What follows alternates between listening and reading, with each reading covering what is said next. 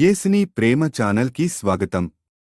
దయచేసి ఈ ఛానల్ని లైక్ చేయండి, షేర్ చేయండి, సబ్స్క్రైబ్ చేయండి. వేద పాఠశాల రేడియో శ్రోతలకు స్వాగతం.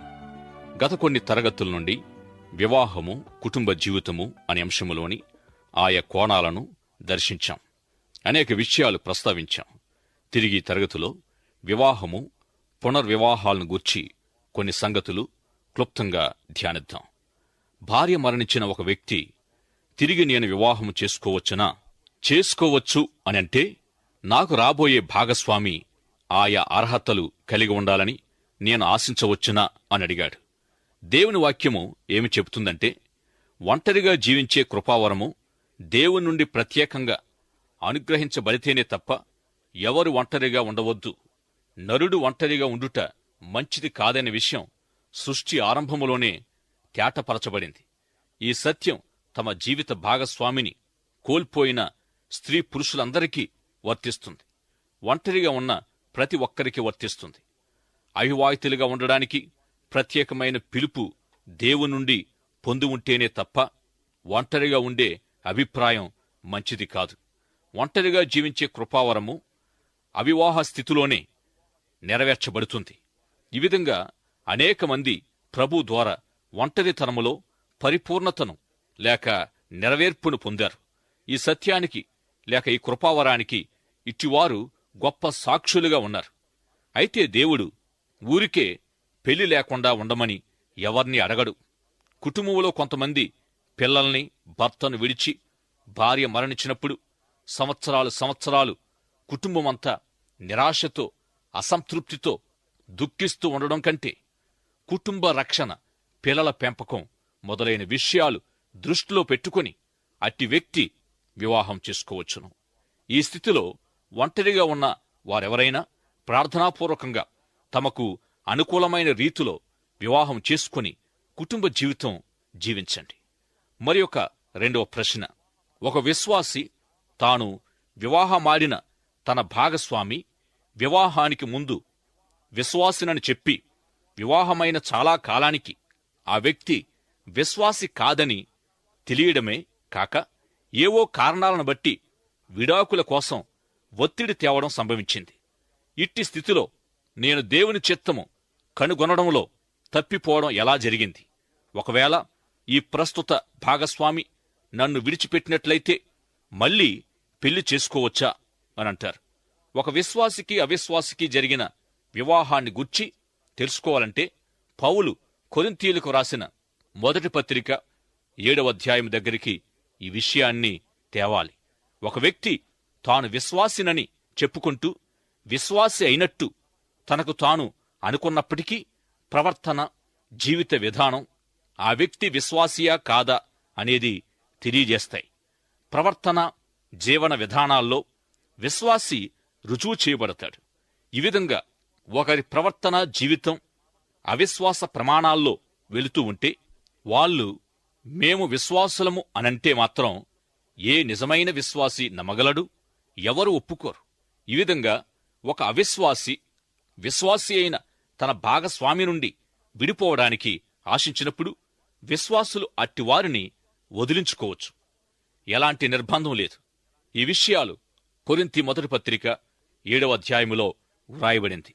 అయితే విడిచిపెట్టడానికి గాని కలిసి ఉండడానికి గాని నిర్ణయం తీసుకునే అవకాశం మొదట అవిశ్వాసికే ఇవ్వబడింది. ఈ విధంగా అవిశ్వాసిచే విడువబడిన విశ్వాసి వివాహం చేసుకోవచ్చా? ఇట్టి ముఖ్య సందర్భములో విశ్వాసులు దేవుని చిత్తములో తప్పిపోవడం సాధ్యమే. జీవితములోని అధిక భాగం దేవుని ఉద్దేశపూర్వకమైన దేవుని సంపూర్ణ చిత్తములో గాక దేవుడు అనుమతించిన చిత్తములో, అంటే మనకు మనమే ఏర్పాటు చేసుకున్న మార్గాల్లో వెళ్లడం విశ్వాసులకు సంభవించగలదు. అయితే వివాహము చేసుకోవడం, సంతానోత్పత్తి మొదలైన అత్యంత ప్రాముఖ్యమైన జీవిత విషయాల్లో దేవుని చిత్తం తెలుసుకోవడం లేక దేవుని వెదకడం నిజంగా ఎంతో అవసరం. విశ్వాసి దేవుని చిత్తాన్ని గూర్చిన జ్ఞానముతో నింపబడాలని పౌలు సంఘాలతో తెలియజేశాడు. గనుక ఈ విషయాల్లో దేవుని నడిపింపు అవసరమైంది. వైవాహిక జీవితంలోని భార్య భర్తల శారీరక సంబంధాలలో ఆత్మ సంబంధమైన దృక్పథాన్ని ఎక్కువగా కలిగి ఉన్నప్పుడు ఆయా సమస్యలు త్వరగానే పరిష్కారం కాగలవు. అంటే శారీరకంగా ఇరువురిలో ఎవరైనా బలహీనపడి మానసికమైన ఉద్రేకపరమైన అలజడి కారణంగానో మరో విధంగానో అలసటపడి నీరసపడి ఉన్నప్పుడు రెండవ వ్యక్తి ఆత్మ సంబంధంగా వ్యవహరించి సర్దుకుపోవాలి. యేసుప్రభు కొండమీద ప్రసంగములో చెప్పిన ఒక ప్రయోగాత్మక సత్యాన్ని జ్ఞాపకం చేసుకోవడం మనకు సహాయకరంగా ఉంటుంది. కావున మనుషులు మీకేమి చేయవలెనని మీరు కోరుదురో అలాగుననే మీరును వారికి చేయుడి. ఇది ధర్మశాస్త్రమును ప్రవక్తల ఉపదేశమునయున్నది. ఈ వాక్యాన్ని కుటుంబ జీవితాల్లో కూడా మనం అన్వయించుకొని అమలు చేయాలి. భార్యాభర్తలు ఇరువురు ఒకరి ఎడల ఒకరు ఇట్టి దృక్పథాన్ని కలిగి ఉండాలి. ఇదెలా అంటే, మన భాగస్వామి కష్టాన్ని లేక శ్రమను మన శ్రమగానే మన సమస్యగానే భావించి వారి పరిస్థితుల్లో నిలువబడి మనం ఆలోచించినప్పుడు అర్థం చేసుకోగలుగుతాం. భర్తవైన నీవు నీ భార్య నుండి ఏమి కోరతావో, భార్యవైన నీవు నీ భర్త నుండి ఏమైతే కోరతావో అదే, అంటే నీవు కోరేదే, నీవు కోరుకునేదే నీవు నీ భాగస్వామికి చెయ్యాలి. నీవు కోరే ఆదరణ అయినా, సహవాసమైన, సంతోషమైన మరేదైనా మొదటిగా నీ భాగస్వామికి నీవు ఇవ్వాలి. ఇక కుటుంబ జీవితము, క్రైస్తవ వివాహం యొక్క ఈ చివరి అధ్యాయంలో ఏకత్వానికి ఎదురయ్యే ఆటంకాలను పరిశీలిద్దాం. ఈ అంశంపై ఒక ఉద్దేశాన్ని ఏర్పరచుకోవడానికి ఒక ఉదాహరణను లేక ఒక నమూనాను అందించడానికి ప్రయత్నించాం. దేవుని వాక్యములో వివాహము కుటుంబ జీవితాల కొరకైన దేవుని ఏర్పాటు నమూనా మనకు ఇవ్వబడింది. లేఖనాల ప్రకారం స్త్రీ పురుషులు వైవాహిక జీవితము ద్వారా ఏకత్వం కలిగి భార్యభర్తలుగా జీవించడానికి నిర్ణయించబడ్డారు. ఈ ఏకత్వం అనేది భార్యభర్తల శరీర సంబంధాన్ని కూడా అధిగమిస్తుంది. ఈ స్థితిలోనే ఏకత్వములోని సంతోషము వ్యక్తపరచబడుతుంది. అయితే ఈ ఏకత్వము ప్రతి కోణములోనూ కనిపిస్తుంది, అన్నిటిలోనూ కలిసి ఉంటుంది. ఇంతవరకు వివాహము, కుటుంబ జీవితము అనే అంశములో మనము ధ్యానించిన కోణాలన్నిటినీ ఒకసారి జ్ఞాపకం చేసుకుంటే ప్రతి అంశము ఏకత్వానికి కలిపి కట్టబడిందని మనం తెలుసుకుంటాం. మొదటిది సంభాషణ లేక సహవాస సంబంధం. రెండవది ఒకరికొకరికి పొసగియుండిన లేక పొత్తు కుదిరిన స్థితి. మూడవది అవగాహన. 4 భార్యభర్తల శరీర సంబంధం. ఇక ఈ 4 ఏకత్వములో కలుపుబడి ఉన్నాయి. తిరిగి ఇవన్నీ ఆత్మీయత అంటే ఆత్మ సంబంధముతో జతచేయబడ్డాయి. ఈ విషయాలన్నిటినీ గత వారాల్లోని ప్రతి ప్రసారములోనూ జ్ఞాపకం చేసుకుంటూ వచ్చాం. ఒక్కసారి ఈ విషయాలను ప్రతికూల ధోరణిలో ఆలోచిద్దాం. కడుపులో ప్రాణాంతక వ్యాధి, క్యాన్సర్ పుండు వంటిది ఏదైనా ఉన్నప్పుడు ప్రాణం పోకముందే ఆ వ్యాధిని కనుగొనడం జరగాలి. ఈ విధంగా వ్యాధిగ్రస్తమైన అంశం లేక లోపం కలిగి ఉన్న దాన్ని గుర్తించినప్పుడే మిగిలిన విషయాలు లేక యావత్ వ్యవస్థంతా బాగుపడగలదు.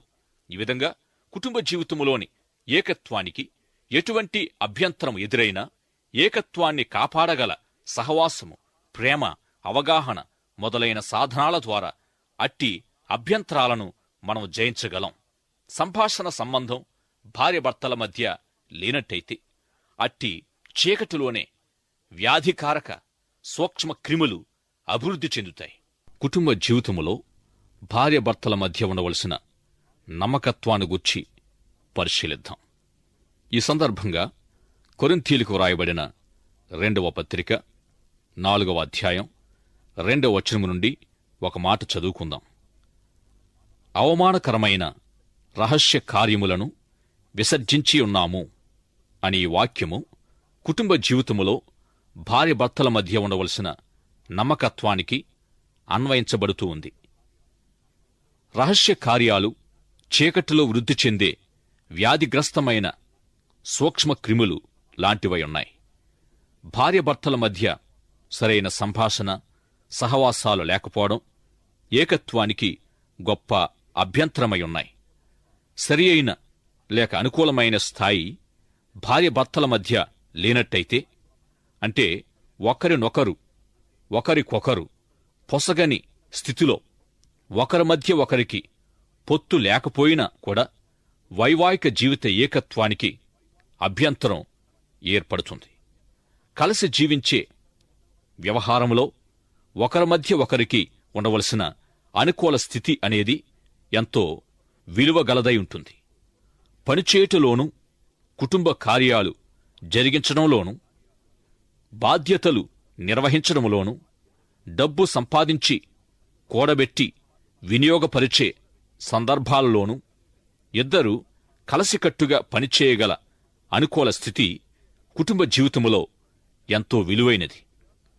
ఇక విడాకులకు దారితీసే సమస్యల కారణాల్లో డబ్బు ప్రధానమైనది. ఏదో ఒక విధంగా డబ్బు కారణంగా కుటుంబములో విభేదాలు ఏర్పడవచ్చు. కుటుంబ కలహాలకు కూడా డబ్బు ముఖ్య కారణంగా ఉంటూ ఉంది. గనుక భార్యాభర్తలు ఇరువురు కలసికట్టుగా వ్యవహరించడం ఈ విషయానికి మంచి వ్యాయామం. ఇక తీరిక సమయాల్ని వినియోగించే విషయములో కూడా ఒక ఆలోచన లేక ఒక ఉద్దేశ్యం కలిగి ఉండాలి. డబ్బు విషయములో కలహాలు వస్తున్నాయి అంటే ఇద్దరి మధ్య పొసగడం లేదనే కదా. ఈ విధంగా కొన్నిసార్లు డబ్బు కుటుంబ కలహాలకు ముఖ్య కారణం కాగలదు. మన వెనుక ఒక పర్వతం లాంటి అప్పుల మొత్తాన్ని మనం కలిగి ఉన్నప్పుడు మనకు వచ్చే రాబడిలో అధిక భాగం అప్పులకు పోతూ కొద్ది డబ్బు మాత్రం మన జీవనానికి మిగులుతూ ఉంటుంది. మన సంపాదనకు మించిన ఖర్చు పెట్టినట్టయితే కూడా ఈ విధంగా జరుగుతుంది. మన ఆదాయానికి తగిన జీవన ప్రమాణాన్ని మనము కలిగి ఉండాలి. భార్యాభర్తల విలువలు ఒక దానితో ఒకటి పొసగనప్పుడు, పొత్తు కుదరనప్పుడు కూడా కలహాలు ఏర్పడతాయి. ఏదేమైనా మన కలిమికి, మన ఆదాయానికి మించి ఖర్చు పెట్టకూడదనేది మన జీవితాన్ని శాసించే ఒక గొప్ప ఆజ్ఞ వంటిది. ఏకత్వం యొక్క మరియొక సంబంధం ప్రేమ. భార్యాభర్తల మధ్య పొసగని స్థితి ఏకత్వానికొక అభ్యంతరమైనట్టే. ప్రేమ రాహిత్యం అంటే ప్రేమ లేకపోవడం కూడా ఏకత్వానికొక నిజమైన అభ్యంతరం కాగలదు. ప్రేమహీనత ఏకత్వాన్ని ధ్వంసం చేస్తుంది. ప్రేమహీనత అనే ఈ కొరతకు సహాయపడగల ఆత్మీయ రహస్యాలను గురించి ఆలోచన చేద్దాం. నేను కాదు, ఆయనే. నేను ఆయనలో, ఆయన నాలో అనే ప్రభువును గూర్చిన ఇట్టి సత్యాలను మనం మన వైవాహిక ప్రేమకు అన్వయించుకోవాలి. ఈ విధంగా దేవునిలో, క్రీస్తులో, పరిశుద్ధాత్మలో మనం ఉన్నప్పుడు, ఆయన మనలో ఉన్నప్పుడు భార్యాభర్తలుగా ఒకరినొకరం ప్రేమించుకొనడానికి సమర్థులం కాగలం. ఏకత్వానికి శక్తినిచ్చే ప్రేమ మనము కలిగి లేనట్టయితే ఆ విషయాన్ని మొదటగా మనం గ్రహించుకోవాలి. ప్రేమహీనత, స్వార్థం వైవాహిక సంబంధాన్ని విచ్ఛిన్నం చేస్తాయి. ఈ విషయాలకు, ఇట్టి లోటుపాట్లకు సహాయం చేయగల ఆత్మీయ రహస్యాలు ఈ విధంగా చెబుతూ ఉన్నాయి. నేను ఈ విధంగా ప్రేమించలేను, ఆయనే ప్రేమించగలడు. ఇక మనము నిజాయితీ గలవారమైతే సాటివారిని ప్రేమించడానికి కూడా ఇష్టపడం అనే సత్యాన్ని ఒప్పుకుంటాం. ప్రేమంటే ఏమిటో ఎలాగో తెలిసినా సరే మనం ప్రేమించడానికి ఇష్టపడం. ప్రేమించడం మానవ స్వభావానికి వ్యతిరేకం.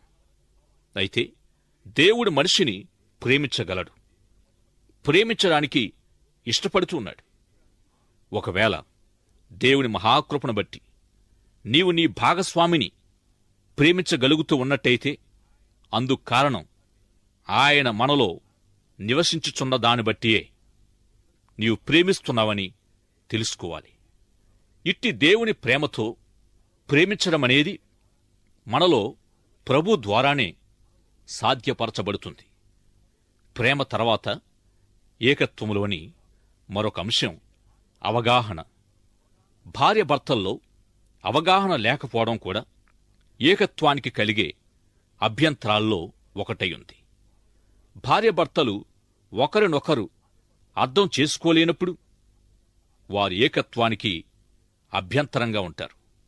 మన ఆత్మీయ జీవితాలకు ఒక దిక్సూచిగా పనిచేయగలిగిన గతములో మనము ధ్యానించిన ఎక్కడున్నావు, ఎవరు చెప్పారు, ఎక్కడి నుండి వచ్చావు, ఎక్కడికి వెళుతున్నావు, నీవెవరవు, నీవు ఏమయ్యున్నావు, నేను తినవద్దని చెప్పిన పండు తిన్నావా, నీవేమి కోరుతున్నావు, నీవేమి వెదకుచున్నావు అనే ప్రశ్నలు ప్రకారంగా పరిశుద్ధాత్మ దేవుడు మనకు అవగాహన జ్ఞానాన్ని అనుగ్రహించినట్లు ప్రార్థించాలి. అవగాహన కలిగి ఉన్నప్పుడు ఏకత్వం వృద్ధి చెందుతుంది. అవగాహన లేకపోవడమనేది ఏకత్వానికి ఆటంకమవుతుంది. భార్యాభర్తల శరీర సంబంధం కుటుంబ జీవితములోని 10వ స్థానాన్ని ఆక్రమిస్తుంది. ఏకత్వములోని సంతోషం శరీర సంబంధములో వ్యక్తపరచబడుతుంది. భార్యాభర్తల జీవితములో 10% శరీర సంబంధానిదే అయినదై ఉండగా, ఈ అంశములోని లోపాల వలనైన సమస్య మాత్రం 90% తీసుకుంటుంది. విడాకులకు దారితీసే ఆయా కారణాల్లో ఒకటి శరీర సంబంధములోని లోపంగల స్థితి కాగలదు. ఇట్టి పరిస్థితి కుటుంబ ఏకత్వానికి ఒక అభ్యంతరమై ఉంటుంది. కుటుంబ సంబంధాన్ని, కుటుంబ జీవితాలను నడిపించే శక్తి కలిగిన లేఖనాలు బోధించే దేవుని ప్రేమను మనం కలిగి లేనట్టయితే ఎప్పటికీ ఒకరినొకరం ప్రేమించుకొనలేం. అంతేకాదు, ఎవరైతే క్రీస్తు ప్రభువును తమలో కలిగి ఉంటారో అప్పుడు మాత్రమే ఇట్టి ప్రేమను కలిగి ఉండగలరు. సజీవుడైన క్రీస్తు మనలో నివసిస్తూ మనలను శక్తివంతులను చేయలేకపోయినట్లయితే దేవుని ప్రేమ మనలో కార్యాచరణ కాగలిగిన మరొక మార్గం ఏదీ లేదు. దేవుని అనుగ్రహం ఉంటే తప్ప ఇట్టి విషయాన్ని ఎవరూ అంగీకరించలేరని ఇందుకే చెప్పబడింది. దేవుని శక్తితో క్రీస్తు మనలో నివసించుట ద్వారా, పరిశుద్ధాత్మ ద్వారా మాత్రమే మత్తయి సువార్త 19వ అధ్యాయములో చెప్పబడిన విధంగా కలసి జీవించగల ఏర్పాటులో సఫలీకృతం కాగలం. తల్లిదండ్రుల బాధ్యతల్లో కూడా నెరవేర్పు పొందడానికి ఇదే సూత్రం వర్తిస్తుంది. నీ జీవిత కోణాల్లో ఆధ్యాత్మిక కోణమంటూ లేకపోతే నీవు సరైన వ్యక్తివే కాదంటుంది వాక్యం. ఈ విధంగా మన స్వంత వ్యక్తిగత జీవితములోని ఆత్మీయ కోణము నుండియే మనము ధ్యానిస్తూ వచ్చిన ప్రేమ, అవగాహన తదితర సంబంధాలన్నీ సరైన విధంగా రూపుదిద్దుకుంటాయి. మొదటి ఆత్మీయ సూత్రము ఏమి చెబుతుందంటే, దేవుడు నిన్ను ఎంతగానో ప్రేమిస్తూ నీ కొరకొక గొప్ప ఉద్దేశాన్ని, అద్భుతమైన సంకల్పాన్ని కలిగి ఉన్నాడు. ఈ సత్యాన్ని మన వైవాహిక జీవితములో కూడా మనము అన్వయించుకోవాలి. దేవుడు నిన్ను ప్రేమిస్తూ నీ కుటుంబ జీవితము కొరకై గొప్ప ఉద్దేశాన్ని కలిగి ఉన్నాడనే విషయాన్ని గత ప్రసారాల్లో తరచుగా వింటూ వచ్చాం. అవును, దేవుడు ఒక సంకల్పాన్ని కలిగి ఉన్నాడు. అది అద్భుతమైనది. అది ఏదైనప్పటికీ దేవుని సంకల్పమైనప్పుడు అద్భుతమే. ఇక రెండవది, దేవునికి మనిషికి మధ్య ఒక వేర్పాటు లేక వేరుపాటు ఉంది. అంటే మనిషి దేవుని నుండి విడిపోయిన స్థితి. ఇట్టి స్థితి మనిషి యొక్క పాపం ద్వారా సంభవించింది. పాపమే మనిషిని దేవుని నుండి వేరుపరిచింది. మనిషి దేవుణ్ణి లేక ఆయన సంకల్పాన్ని త్రోసివేసి దేవుని ఆజ్ఞను అతిక్రమించడాన్ని దేవుని మనిషికి పాపంగా పరిగణించాడు. ఈ పాప స్థితియే మనిషిని దేవుని నుండి దూరపరిచింది. కాని ఇట్టి గొప్ప సమస్యను లేఖనాలు పరిష్కరించగలుగుతూ ఉన్నాయి. గనుకనే దేవుని వాక్యం సమస్తాన్ని గూర్చినదై సర్వసత్యమై ఉంటూ ఉంది. పాపి అయిన మనిషికి పరిశుద్ధుడైన దేవునికి మధ్య లోతుగా చీరిన బేట ఉంది. అది దేవుణ్ణి మనిషిని వేరుపరిచి ఉంచుతుంది. ఈ విధంగా ఎప్పటికీ పాపి దేవునితో సరైన స్థితిలో దేవునితో సమానంగా నిలువబడతాడు. ఈ ప్రశ్నకు బైబిలు గొప్ప సమాధానమైంది. అయితే లోకములో అనేకులు మంచి కార్యాలు లేక సత్క్రియలు, పుణ్యకార్యాలు అనే వంతెన మీద నుండి దేవుణ్ణి చేరుకోవచ్చని చూస్తూ ఉన్నారు, వెదుకుతూ ఉన్నారు. తగినన్ని మంచి పనులు చేసి దేవునికి మనిషికి మధ్యనున్న బీటను పోడ్చాలని అనుకుంటూ ఉన్నారు. వీధిలో వెళుతూ ఉన్న ఒక వ్యక్తిని ఆపి, నీవు పడుకొని నిద్రిస్తూ తెల్లవారి లేచేలోగా మరణించావనుకో, అప్పుడు నీవు మోక్షం చేరతావని నిశ్చేత నీకుందా అని అడిగితే సర్వసాధారణంగా ఈ ప్రశ్నకు సమాధానం ఎవరూ చెప్పలేరు. కాని ఏమంటారంటే, నేనెవరికీ అపకారం చేయలేదు, మోసం చేయలేదు, ఎవరిని బాధ పెట్టలేదు, ఎవరి రుణము ఉంచుకోలేదు, ఇంకా చాలామందికి సహాయం చేశాను, నేనెప్పుడూ మంచినే చేస్తాను అని తోచిన సంజాయిషీలన్నీ ఇస్తారు.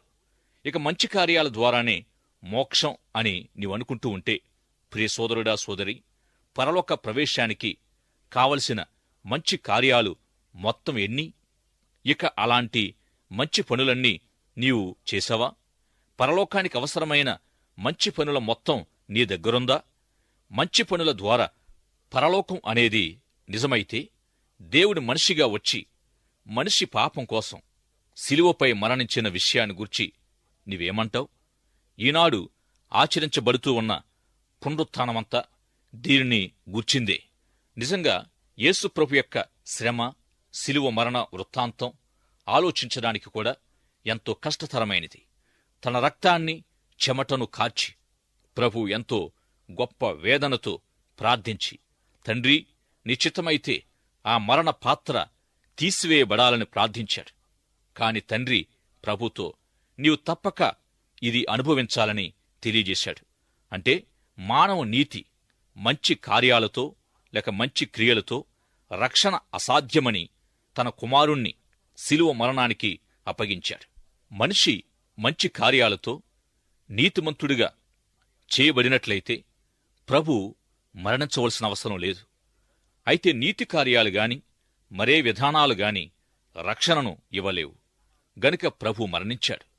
దేవునికి మనిషికి మధ్యనున్న ఆ చీలిక ఒక అగాధం వంటిదైతే దాన్నెవరైనా ఈది దేవుని వైపు అందుకోగలరా? ఒకవేళ ఈదడం ప్రారంభించినా ఆ అగాధపు నీరంతా త్రాగి మునిగిపోవచ్చు. నీతి క్రియలతో తమ్మును తాము రక్షించుకొన ప్రయత్నించడం అంటే ఇలాంటిదే.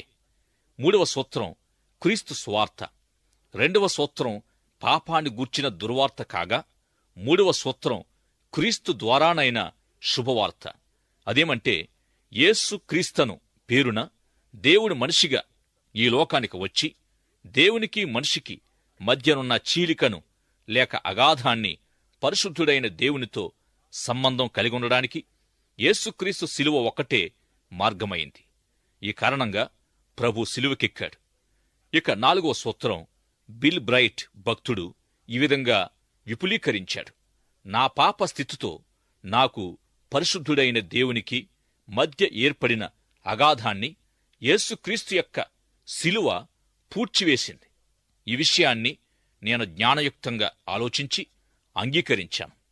ఈ సత్యానికి, ఈ శుభవార్తకు నా తల ఊపాను అంటున్నాడు బిల్ బ్రైట్ అనే భక్తుడు. ఇక్కడ 2 విషయాలు మనం గమనించాలి. ఒకటి, దేవుని జోక్యం అవసరమై ఉన్న నీ శూన్య జీవితం. ఈ జీవితానికి వెలుపల ఒక చిన్న శిలువ నిలువబెట్టబడి ఉంది. లోపల ఒక సింహాసనం వేసి ఉంది. ఇంతకీ ఈ సింహాసనం ఎవరికి అంటే, అక్కడ 2 అవకాశాలు. నీ జీవిత సింహాసనంపై నీవైనా ఉండాలి, లేదా ఆ స్థానము ప్రభుకైనా ఇవ్వబడాలి. ఒకవేళ నీ జీవిత సింహాసనంపై నీవే ఉండి నీ జీవిత అధికారం నీ చేతిలో ఉన్నట్లయితే, నీ స్వంత చిత్తమే నిన్ను పరిపాలిస్తూ ఉన్నట్టయితే, నీ జీవితం శూన్యమైనదే. నీవు గాని నీవంటి మరెవరైనా గాని నీ జీవితాన్ని పరిపాలిస్తూ ఉంటే శూన్యమే చివరికి మిగులుతుంది.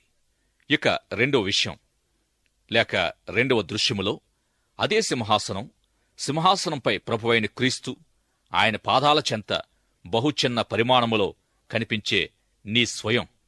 ఇక ఇక్కడ అధికారం క్రీస్తుదే. ఈ స్థితి ప్రకటన గ్రంథం 3వ అధ్యాయం 20వ వచనములో చెప్పబడిన రీతిగా ఇదిగో నేను తలుపునొద్ద నిలుచుండి తట్టుచున్నాను.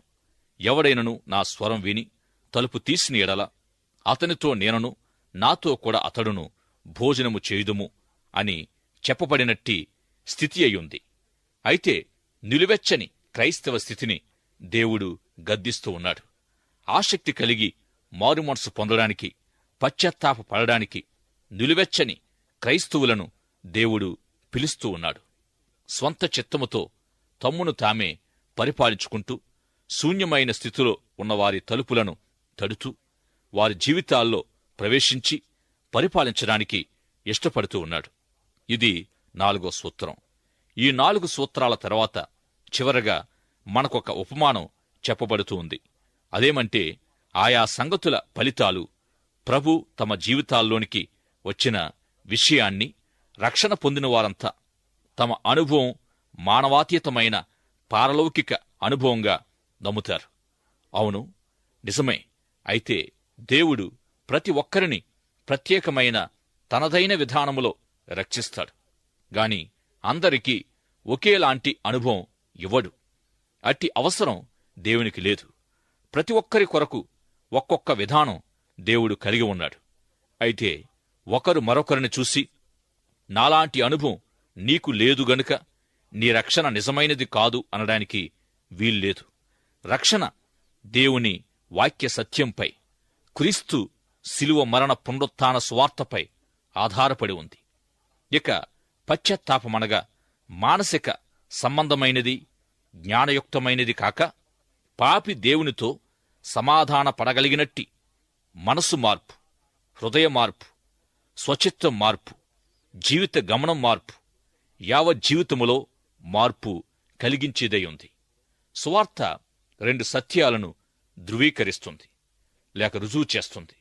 ఒకటి, లేఖనాల ప్రకారం క్రీస్తు మన పాపముల నిమిత్తం చనిపోయెను.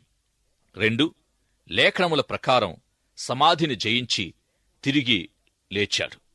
ఈ 2 సువార్త సత్యాలను నమ్మి ప్రభువును జీవితాధికారిగా, రక్షణకర్తగా మన హృదయాల్లోనికి ఆహ్వానించినప్పుడు అదే మన రక్షణానుభవం.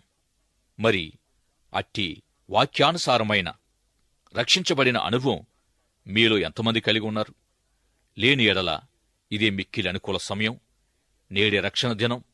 ఆలస్యం చేయక ప్రభు ఆత్మ, పరిశుద్ధాత్మ మిమ్మల్ని వ్యక్తిగతంగా ప్రేరేపిస్తూ ఉండగా, సంధిస్తూ ఉండగా, మీతో మాట్లాడుతూ ఉండగా మీ హృదయపు తలుపులు తెరచి యేసుక్రీస్తును మీ సొంత రక్షకునిగా, రక్షణకర్తగా, జీవితాధికారిగా ఆహ్వానించుమని, రక్షణ అనుభవాన్ని సంపాదించుకుని పరలోక భాగ్యాన్ని పొందుకొనుమని ప్రభు ప్రేమతో ఇంకా రక్షణ పొందని వారికి మనవి చేస్తూ ఉన్నాను. ప్రార్థన చేసుకుందాం. ప్రార్థనలో ఏకీభవించండి.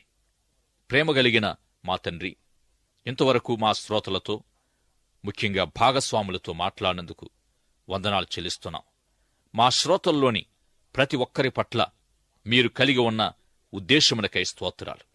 మీ ఉద్దేశాలు నెరవేర్చేవారిగా మా ప్రియులను చేయమని, తమ మంచి కార్యాల ద్వారా పరలోకం చేరలేరని, యేసుక్రీస్తునందు విశ్వాసముంచట ద్వారానే ఆత్మ సంబంధులైన మీ వారసులుగా తీర్చబడతాము అనే సత్యాన్ని శ్రోతలందరూ ఎరిగి ఈ శుభవార్తను నమ్మి మా ప్రియులు రక్షణ పొందడానికి సహాయము చేయమని, వారిలోని నిలువెచ్చని స్థితిని, శూన్యతను తొలగించుమని యేసు నామములో ప్రార్థిస్తున్నాము పరమతండ్రి. ఆమెన్. ప్రియ శ్రోతలకు ముఖ్య మనవి ఏమిటంటే, మీరు గత 33 తరగతులుగా విన్న వివాహము, కుటుంబము అనే అంశంపై ప్రసారమైన ధ్యానాల ద్వారా మీరు వ్యక్తిగతంగా గాని, కుటుంబంగా గాని మీరు పొందిన ఆత్మీయ మేలులు, దేవుడు జరిగించిన ఆశ్చర్య కార్యాలు తప్పక మాతో పంచుకోవాలని ప్రేమతో మీకు మనవి చేస్తూ ఉన్నాను. ఇప్పటికే అనేక మంది తాము పొందిన అనుభవాలు మాకు తమ ఉత్తరాల్లో తెలిపారు. వారికి ప్రత్యేక వందనాలు. వారిని బట్టి ప్రభువును స్తుతిస్తూ ఉన్నాను. దేవుడు మిమ్ములను దీవించునుగాక, సర్వసత్యములోనికి మిమ్ములను నడిపించునుగాక. దైవాశీస్సులు. ఆమెన్. దయచేసి ఈ ఛానల్ని లైక్ చేయండి, షేర్ చేయండి, సబ్స్క్రైబ్ చేయండి.